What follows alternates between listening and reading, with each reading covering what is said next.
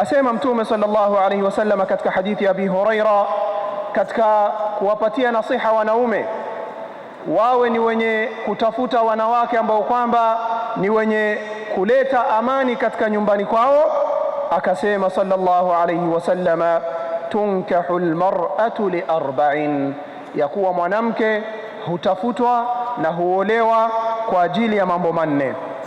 Jambo la kwanza, limaliha, kwa ajili ya mali yake, walihasabiha, na kwa ajili ya familia yake na nasabu yake, walijamaliha, na pia vile vile kwa ajili ya urembo wake, walidiniha, jambo la nne ni kwa sababu ya dini yake.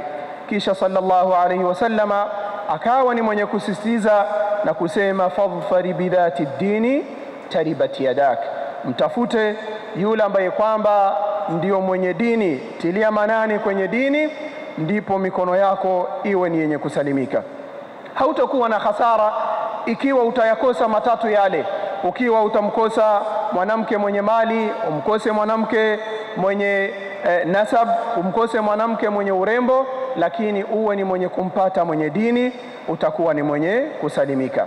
Na pia sallallahu alaihi wasallama akawa ni mwenye kuwapatia nasiha wanaume ambao kwamba ni wenye kutaka kuoa, na pia vile vile wale ambao kwamba ni auliaul umur, wasimamizi wa wanawake.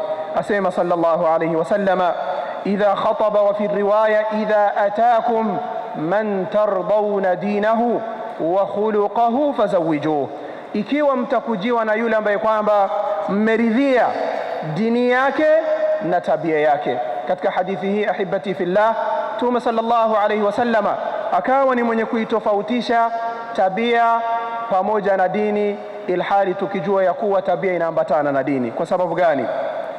Kwa sababu dini ni jambo ama ni mawasiliano baina ya mja na Mola wake, lakini tabia ni mawasiliano baina ya mwanadamu na wenzake. Kwa hivyo ikiwa ni masala ya kuoa, si kwamba ni dini peke yake, kwa maana utawasikia baadhi wakisema, wajua huyu jamaa tulimwozesha, tulikuwa tukiona ni mtu wa sunna, ndevu mashallah, kanzu mashallah, ni mtu wa vipindi tano, lakini la, tulishangaa kwa sababu mlisoma hadith mkaruka kipande. Mlisoma hadithi idha atakum man tardawna dinahu fazawijuhu, mkaruka wa khuluquhu.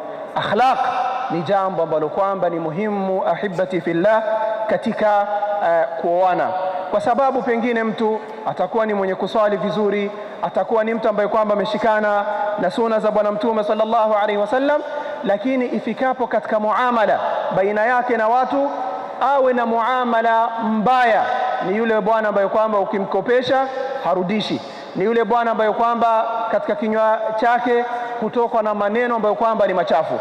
Kwa hivyo sallallahu alaihi wasallama akawa ni mwenye kutueleza mambo mawili, ni dini pamoja vile vile na tabia zake. Fazawijuhu, amri minan nabii sallallahu alaihi wasallam, ya kuwa huyu bwana muwe ni wenye kumwozesha. Kwa sababu gani? Illa taf'aluhu, ikiwa hamtamwozesha mtu kama huyu, takun fitnatun fil ardi wa fasadun kabir, itakuwa fitna, itakuwa ni yenye kuenea katika ardhi, na pia vile vile ufisadi utakuwa ni wenye kuenea. Ndugu zangu Waislamu, na ni nasiha kwa wale ambao kwamba wanataka kuoana katika kutilia manane katika mambo ya dini, kwa sababu utamkuta mtu ambaye kwamba pengine ni kijana anakazia kwa msichana ambaye kwamba ni msichana anajulikana katika tabia mbaya, lakini lile ambalo kwamba ameliona ni ule urembo peke yake. Huyu nikimpata khalas mambo yangu yatakuwa yamenyoka. Ama vile vile pia vile vile msichana awe ni mwenye kukazana na kijana ambaye kwamba pengine ni mlaji wa mairungi, mvutaji sigara, ni mtu ambaye kwamba hata sala hajui, lakini kwa sababu ana nini? Ana mali. Na anapooa ama kuolewa na mtu kama huyu bila ya kuzingatia dini, unamkuta mtu baadaye kuanza kujuta na kusema lau ningejua. Kwa hivyo ikiwa wewe ni mtu wa kuoa, tilia manane dini ambayo kwamba Mtume sallallahu alaihi wasallama amekupatia nasiha nayo, na usiwe ni mwenye kuangalia mambo mengine.